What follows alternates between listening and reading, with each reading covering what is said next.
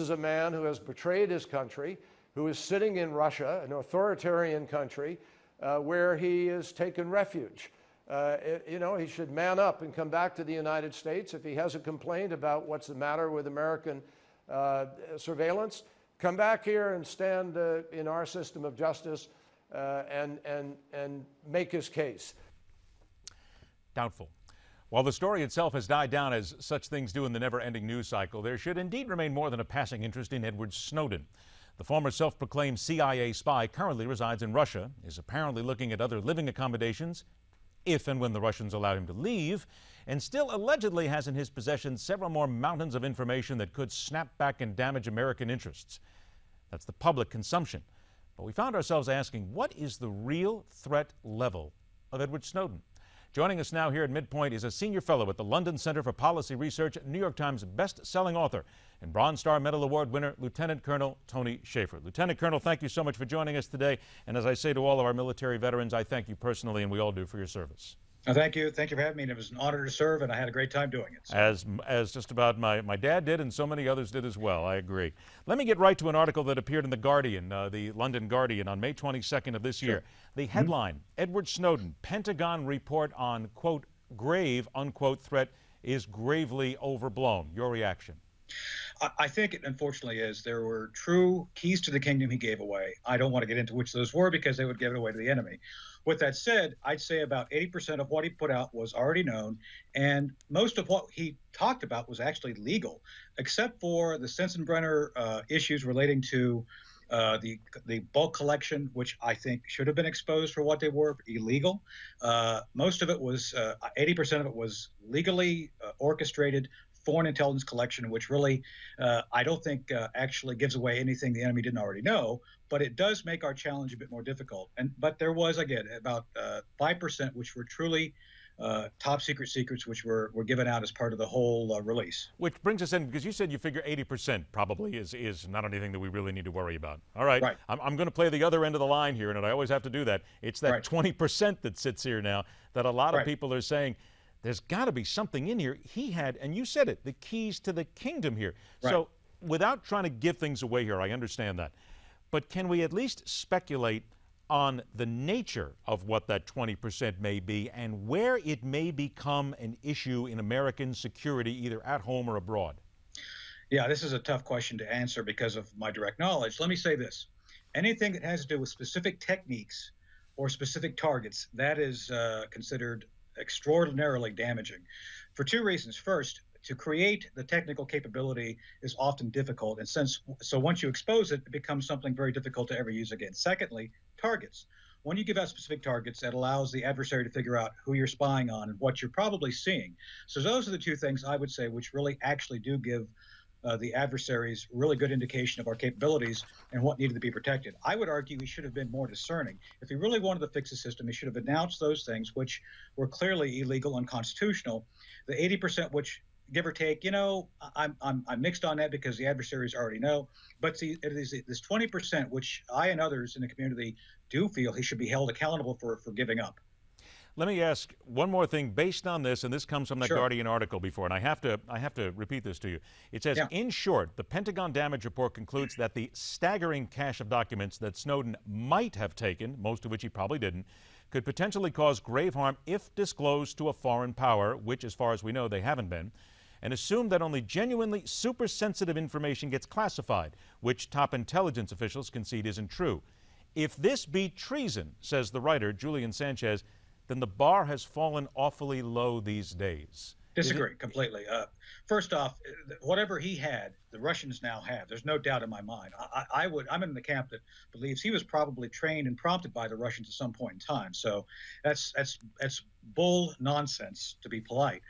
Secondly, when you look at the scope, it doesn't matter the scope. The issue is actually the quality of what he took. And again, I would argue both the Russians and the Chinese have it.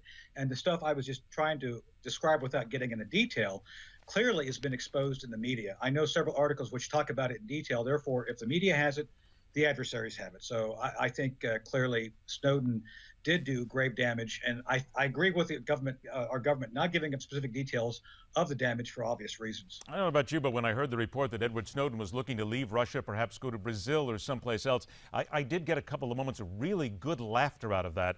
Because, and I wanted your opinion on this, first of all, the Russians aren't going to let him go until they're done with him. And second of all, where does he really think he's going to go from here? Do you get the sense that eventually, it may take a while, but America is going to catch up with this guy somewhere down the road? I think they will. I don't think this administration has the guts to do anything extraordinary. I just don't think, based on the other foreign policy debacles, unless we want to trade maybe Lenin's tomb for him or something, which we don't have. So it's just insane to think that we're going to do anything. I think eventually we'll catch up with them. It'll probably be decades in the making, though. Decades in the making, but still, I have a feeling that they were not going to let him get away. All right, let's switch gears now to something that is a tragic, tragic news. Again, we have American soldiers killed in an apparent coalition airstrike in southern Afghanistan. The Pentagon saying it was a security operation in southern Afghanistan. Investigators looking into the likelihood that friendly fire was the cause. Now, of course, first thought, we share condolences with the troops' families at all times. This is horrendous to think about. But let's first focus on the friendly fire. From what I'm hearing, it was a B-1 bomber that was apparently involved, and maybe somebody mistargeted and and actually went after our own troops here. That doesn't happen very often, but I guess people will ask, how does that happen in the first place? Oh, it does. It's a very chaotic environment. And for example, when I was there in 03 and 04, I dressed in civilian clothes. I was undercover. So our activity outside the wire could have very well been taken for adversary activity because we were armed. We were doing things which were sneaky. We were spies. So, special operations has a very similar profile, if you will. So it's very easy to mistake. That's why it's so important to do detailed coordination between the elements. Let me say this to be very clear. General Dunford is doing an extraordinarily good job of managing the chaos there. Things like this do happen. Pat Tillman was killed by friendly fire, one of the Rangers back in 2004. There's been other incidents, but I can tell you for a fact that our military does everything it can to preclude this. When you have remotely controlled weapons like a JDAM coming off a B-1 bomber, once it's gone, it's hard. You can't pull it back.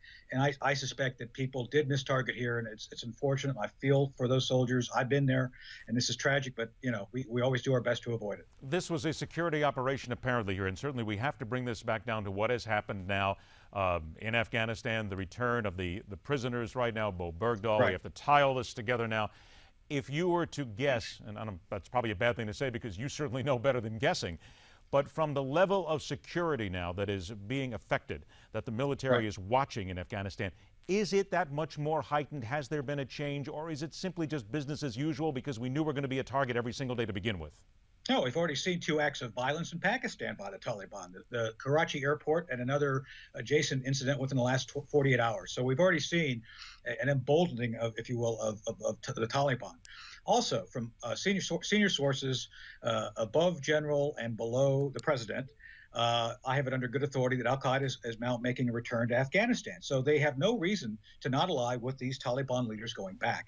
And now there's chatter from the Taliban of actually going after another Bergdahl-type prisoner to actually continue to gain leverage over us. So this is all round bad. And let me be very clear for your audience. There were other options besides the trade of the 5 Taliban.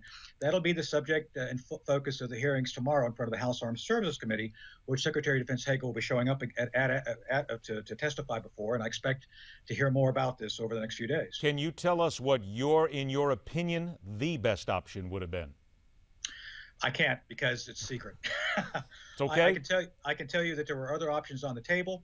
There was special operations direct action, which is military. There was other non-military diplomatic options which are on the table, all of which I'd like to believe will come out over the hearings over the next 10 to 15 days. You mentioned, of course, al-Qaeda, about the minute or so that we have left here. I continue to hear from friends of mine in the military, friends of mine in the different policy tanks, and as they continue to think about this, that they are of the opinion that once America gets out of Afghanistan, that al-Qaeda will be back as strong, well, maybe not as strong as ever, but they certainly will still have a presence there again. They'll be strong. They will be in charge of the company. They will work with the Taliban, and basically not leaving much behind, simply will open up the country and say, here you go, guys, keys to the kingdom. We've seen that with Iraq. Absolutely. Fallujah just essentially had problems again today. And yes, the moment we step away, let me be clear, the Taliban already have a shadow government all across Afghanistan. The moment we leave, the Al-Qaeda will partner with them again, and it may not be as bad as 2001. It will be severe. Therefore, I do support Joe Dunford and his call for 10,000 troops staying behind to do offensive operations primarily, but they got to do something to keep them in check. Would we be able to leave 10,000 troops behind and just do offensive operations and not go further? Because we all know you leave one, a couple, all of a sudden, things explode. Those who read my book, Operation Dark Heart, I do make a very clear policy recommendation along this line. I'd like to believe General Dunford accepted my recommendation. We'll see. But 10,000, given the right mission, given the right authorities, could do a lot of damage and keep al-Qaeda at bay. The question is, will they have the political will at the White House to allow them to do it? Ah, there's the question. Lieutenant Colonel Tony Shaffer, it has been a pleasure, sir. Again, thanks for your service. Sir. And thank you for this. We'll do this many times more in the future. Thank you. All right. It is unfortunate to think, but it is the fact. Unless you're willing to do something different, when you get out of a country with people like Al-Qaeda and the Taliban, guess what? Open season, kids. They're right back at work. We wonder if it's ever going to be stopped. We're not stopping. Midpoint continues right here on Newsmax.